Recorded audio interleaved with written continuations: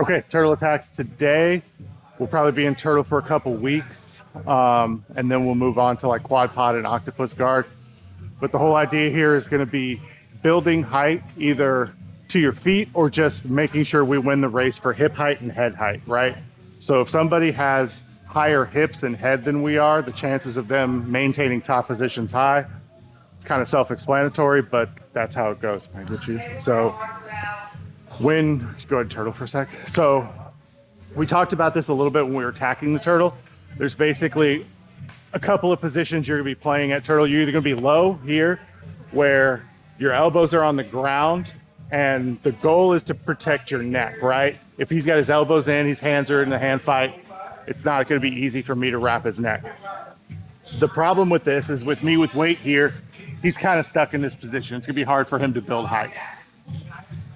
He can also sit back on his hips, put his hands on the ground and just kind of lean on his hands.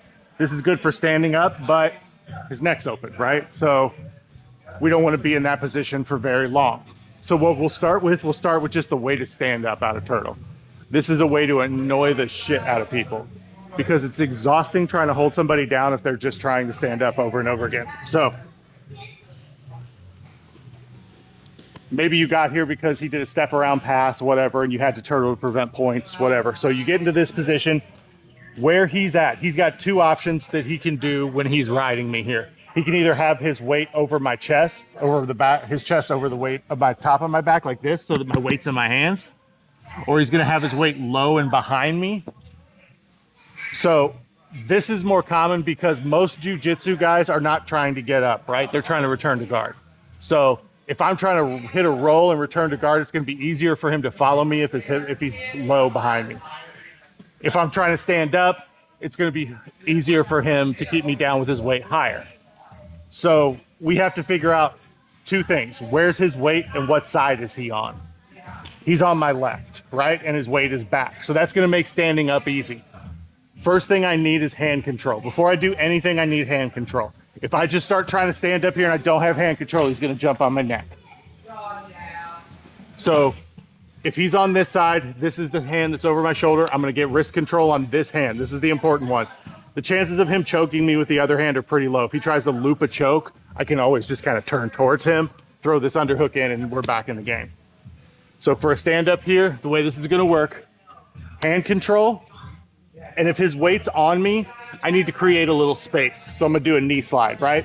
So I'm gonna shift my weight towards him, and then this knee is gonna come out, right? And now I've created a little bit of space. I can come up here and start driving into him. He's either gonna concede, most guys are just gonna stand up with me, right? And you're gonna be in a wrestling exchange.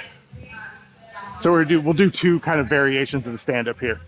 If he's on me, right, and I get that hand control and his weight's a little bit more high on my shoulders, that knee slide's gonna be a little tougher to hit and get any space. So what I'm gonna have to do is posture up. I need to step with this leg, whichever side he's on is the leg I need to step up with. Because if I just step up here, he can just throw that hook in, right? And he's gonna take me this way and he's gonna be on my back. So whichever side he's on, that's the leg that steps up. So he's on me, I get hand control, and then for me, what I like to do here is I like to kind of it's like a slight off balance, right? Just like we're doing in wrestling, like we're trying to off balance him a little bit. We get him an off balance, which is gonna give me space to get this leg up, right? So now I'm here, instead of trying to stand just up like this, now he wraps my waist, he pulls me back, right? And that's a problem. So I gotta send my weight that way, this way a little bit. So we're here. As soon as I get to here, I'm gonna lean forward and I'm gonna run to turn, right? I need to get my energy going forward so that he can't just drop me back to the mat. All right, here, primary defensive hand. Now, we can also, like basically, his weight's not on me, so I'm gonna hit that knee slide, right? And I've already created an angle here. Try to stay a little tighter. It's kind of tough if I've got a real quick, aggressive knee slide. See now, okay, now he's following me, good. Bam. We're here. This hand is a windmill. Now I've got my underhook wrist control. I can go about just dropping him down, returning him to the mat. So find his weight, find what side he's on. One more time. Hand control, he's on this side, that's fine. His weight's a little higher, so maybe I hit a little bit of an off balance. Boom, up, forward, underhook. Turn and face, all right? 1, 2.